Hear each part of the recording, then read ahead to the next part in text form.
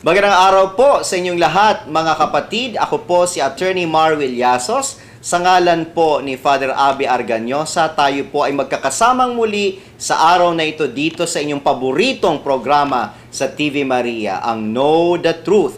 At napaka-importante po ang araw na ito para sa atin sapagkat isa pong napaka-espesyal na tao ang ating makakapanaya. Makakasama po natin sa loob ng 30 minuto isang dating pastor ng Protestante, si Pastor Noe Dora. Sa ating lahat na tagapanood, magandang araw po, Attorney Marwil, sa lahat, magandang araw. I learned, Brother Noe, you are from Cebu. Yes po, Batiin Attorney. po natin ang ating mga gigugma ng mga igsuon diha sa Cebu. Mga taga Cebu, maayong adlaw sa atong tanan dinha. Ani ako karon dinhi sa TV Maria, kauban sa atuang igsuon, Attorney Marwil, nining programa nga Know the Truth. Aron na akong ipadayag ang kasaysayan sa akong kinabuhi sa unsa ako nahibalik o na-convert sa Katolikong simbahan. Alam po ninyo mga minamahal, si Brother Noe, no, ay dating pastor ng Protestante. Anong sekta ng Protestante itong dati mong kinabibilangan? Ang sikta namin mga kaigsuunan, ating mga tagapanood, Brother Marwil, Presbyterian po. Oo, ngunit yung pagkatapos ng aking seminary na desisyonan ko magpatayo ng aking sariling grupo na approve rin sa Securities Exchange Commission. So from being a Protestant in background, automatically nagiging born again dahil yung mga Protestant pastor na hindi nagusto sa kanilang denomination mag-register ng kanilang grupo, automatically belongs to the born again movement. So, sa Makatwid, dati po kayong Presbyterian Yes ang po. inyong denomination Yes. na kinaaniban. At ikaw ay nagtatag ng sarili mong samahan. Yes po. Anong pangalan nitong organisasyon na iyong ipinatala sa Securities and Exchange Commission? Ang pangalan po, Pure Gospel of Jesus Christ International Ministries Incorporated. At ang theological background naman yan, from being Presbyterian, ngayon parang naging born again Yeah. Christian kayo. Oh. So, ibig sabihin evangelical ang inyong naging... Hindi naman totally dahil kung kayo ang nagtatag, if you belong to the born again movement, depende na yun sa iyo kung anong ituro mo, anong doktrina mo, dahil ikaw naman ang may makapangyarihan dyan dahil kayo ang founder and president.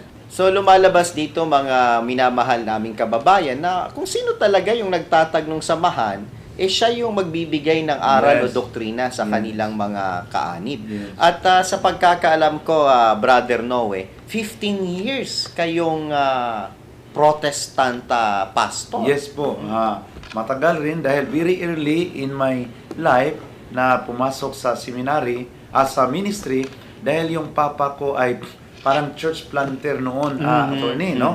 So dahil church planter po, palagi siyang pumunta sa iba't ibang mga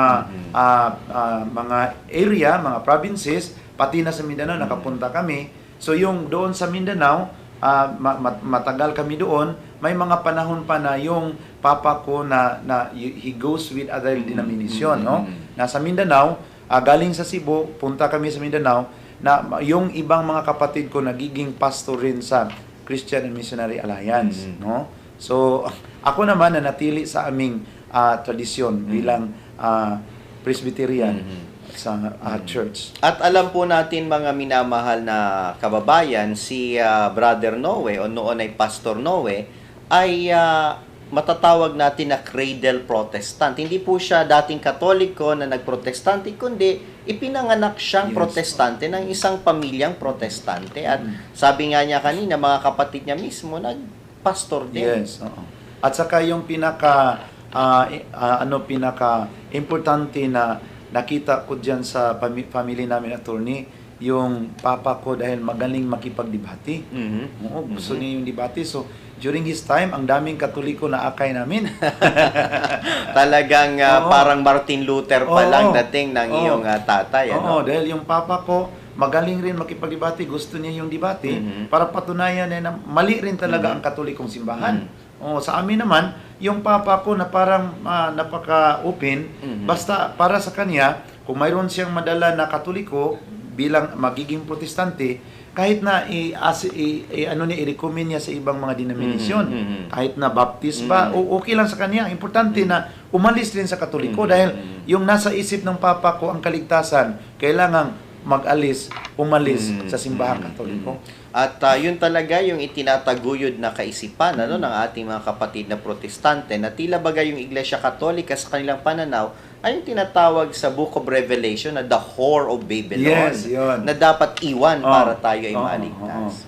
Yun ang inulit-ulit namin, attorney, mga tagapanood, no, sa programa natin na inulit-ulit namin yan, kailangang iwan ang Katoliko dahil yun ang Babylonia, yun, dyan ang demonyo, sa loob ng demonyo.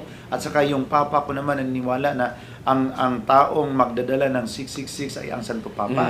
Tama, oo, yun dahil narinig namin sa aming mga preachers noon na ito po ang dahilan na mayroong nakatakop doon sa ulo ng Santo Papa para hindi makita yung 666. Pero ngayong yung nag-research ako sa katotohanan, yung nagmisa yung obispo ay inano ko kaagad, tiningnan kong maayos yung kung mayroon bang 666. Wala rin ako nakita, attorney, kahit na 111, wala. Oo, so makikita mo siguro pag tinanggal yung skull cap nung Zucchetto, nung obispo, ng Santo Papa, makikita mo uban. No? Kaya buhok.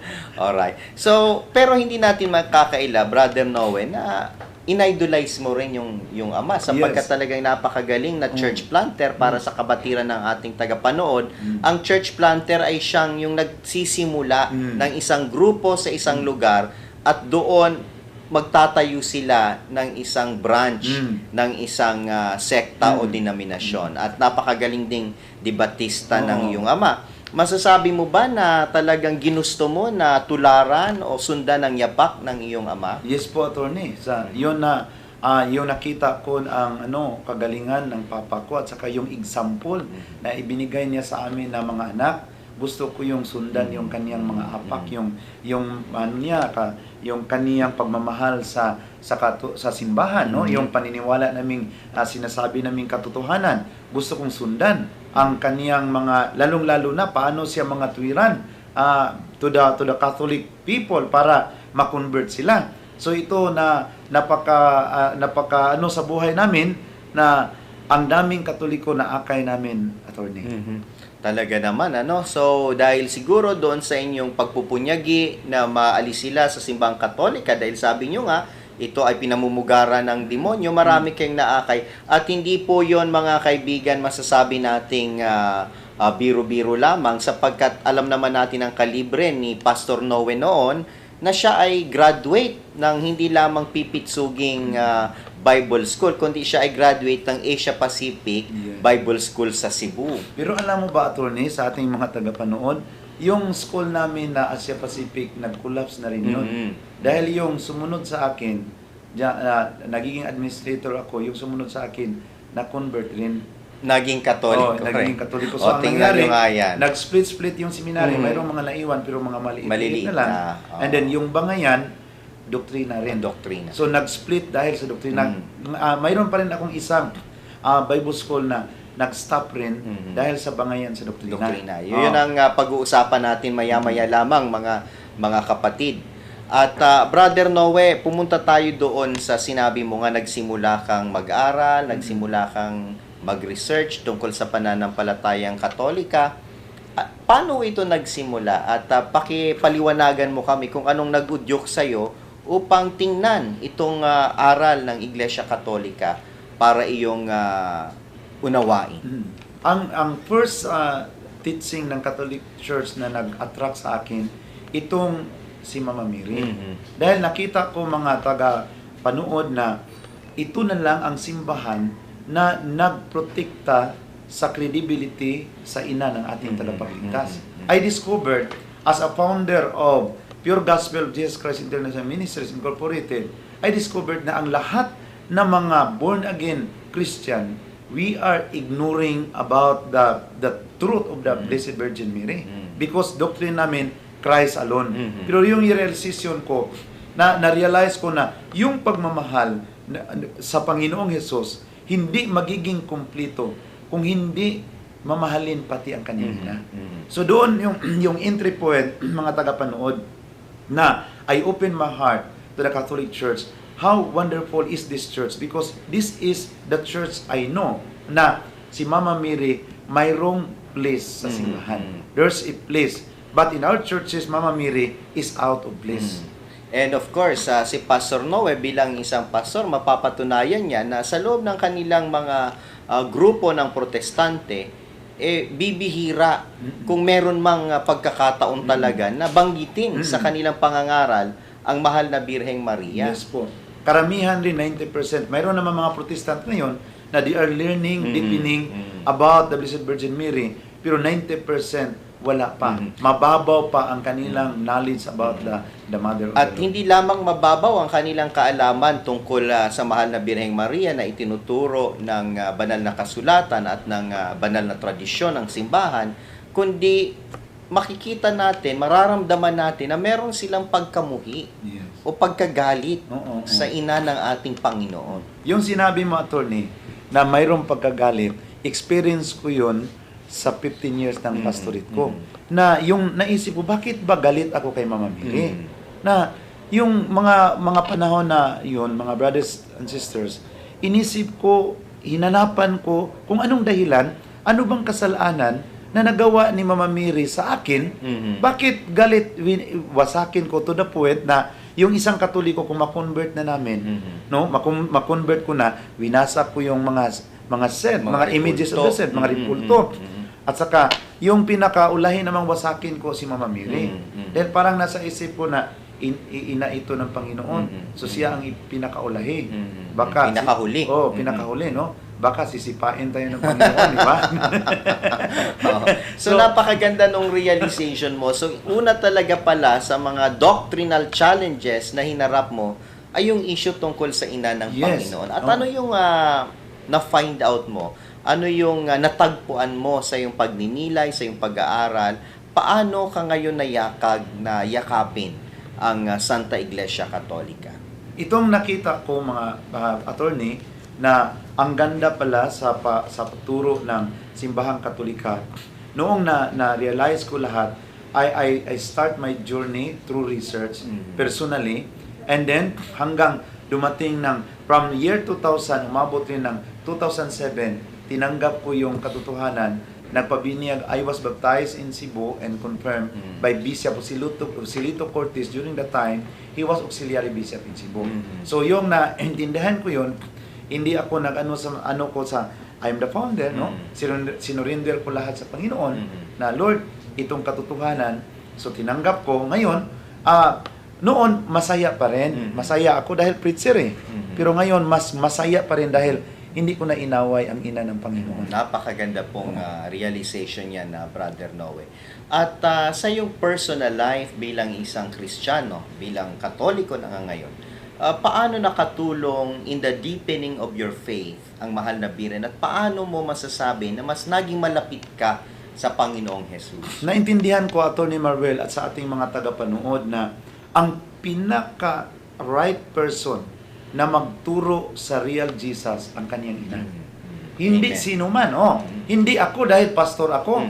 Mas ako ang makagaranti na ito ang real Jesus. Ang makagaranti na ito talaga ang real Jesus, ang kanyang ina. That's so true. Ngayon para akong superman noon na I refuse to recognize the part of the mother sa kaniyang gawain, no, bilang isang ina sa simbahan, no, I refuse to recognize parang ako ang superman, na ako ang makaturo sino ang real Jesus. But when I realize na sinong makaturo, hindi ako kundi ang ina ng ating Panginoong Kristo. Babalikan natin itong mga learnings mo, Brother Noe, no?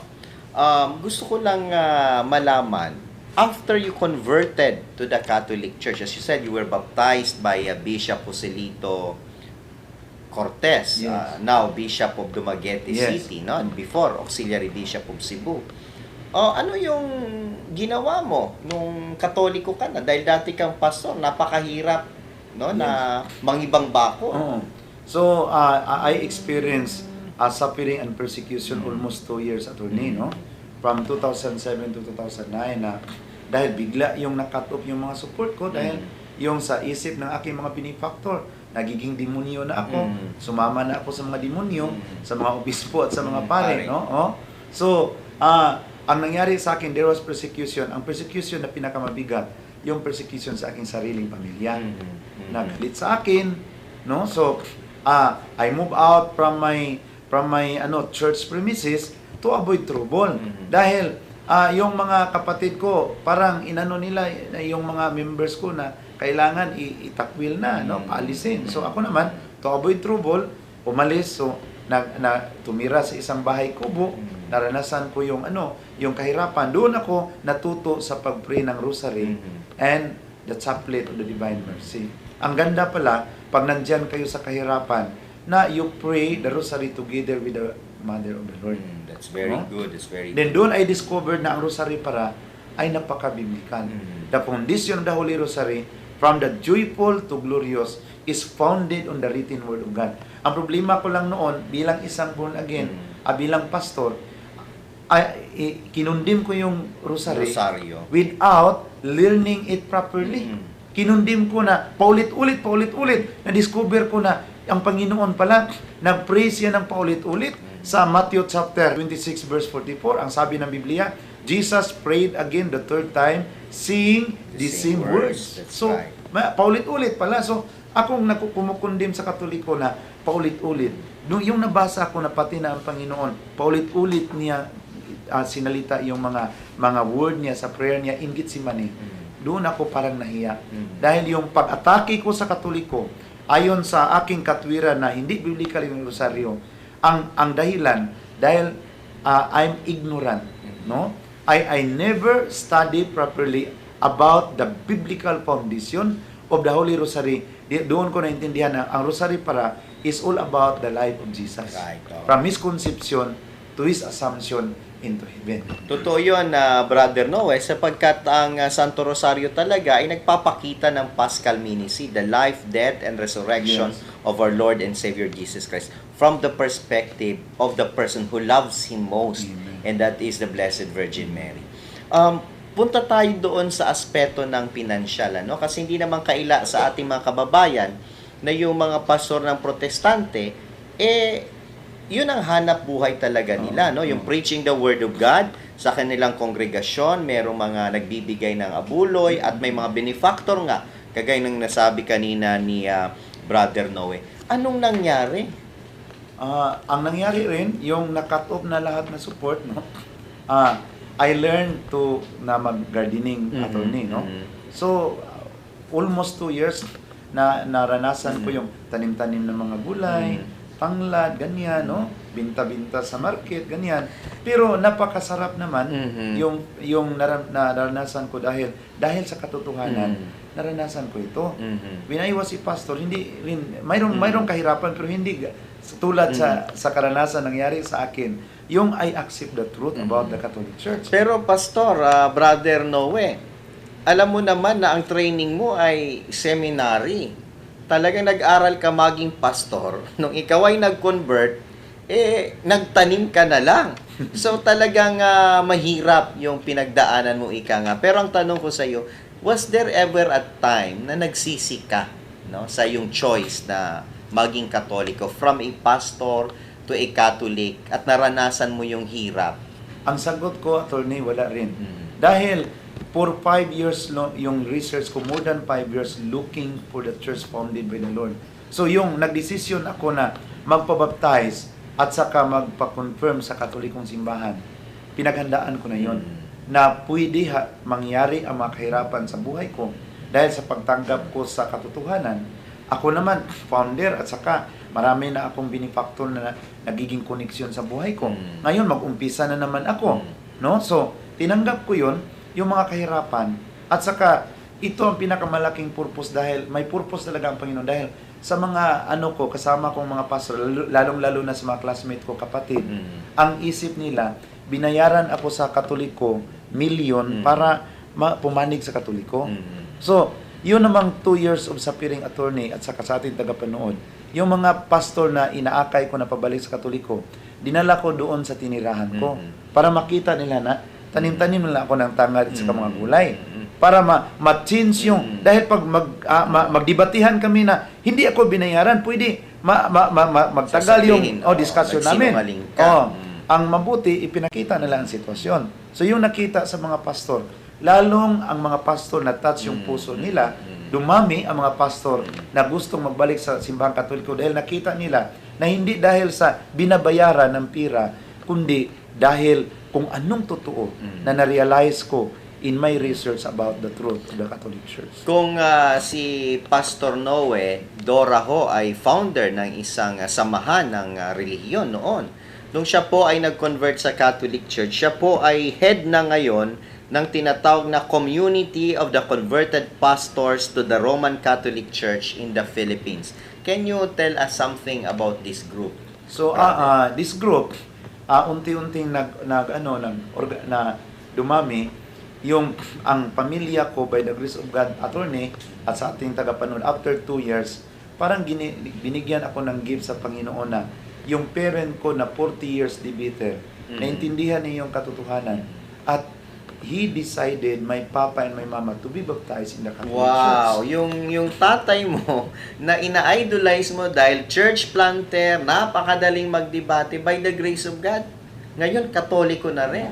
At saka sumama pa rin, 7 kami, yung 4 na kung kapatid, pati ang kanilang pamilya, 2 pastura, mga anak, at saka yung 2 kong kapatid na isang lalaki na deacon rin sa aming simbahan noon, at saka isang babae na diakonisa rin, sumama, silang lahat ngayon ay nabaptize na confirmed in the Catholic Church. Amen. So patuloy yung pag-akay namin sa mga kapatid ko. Ngayon, yung papa ko, isang Katoliko na, at saka siya na rin, depender na rin siya sa simbahang Katoliko. Anong pangalan ng father mo? Basilio Dura po. Ayan. Magaling sa debate, napakaganda mga tuwiran. Ngayon, ang kaniyang kagalingan, ginamit na niya para ipaglaban ang inang simbahan na sa aming paniniwala, ito ang simbahan na itinayo ng ating Panginoong Hesus Amen. Kristo. Napakaganda po ng testimonya ng ating kapatid na Noe Dora na talaga naman buong pamilya ho grand slam, no? Kung matatawag natin na bumalik loob sa ating inang simbahan. And from that time, attorney, bigay-bigay kami ng mga testimony, unti-unting dumami ang mga pastor na bumalik. So ngayon, umabot na kami ng more than 100, no? Wow. 100 pastors. Sa record namin, umabot kami ng 136 pastors. So paikot-ikot ako sa buong Pilipinas, no?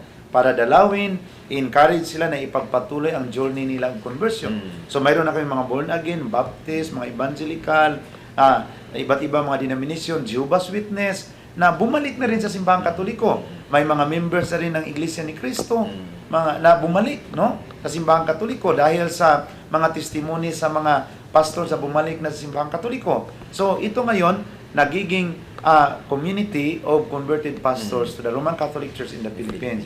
Temporarily, I'm leading them, but it's not very yung May leadership namin. organization, Mayroon kami organisasyon just to see to it na Support. in every diocese mayroong presence ng mga converted, at saka kung mayroong nahirapan, matulong-tulungan naman namin.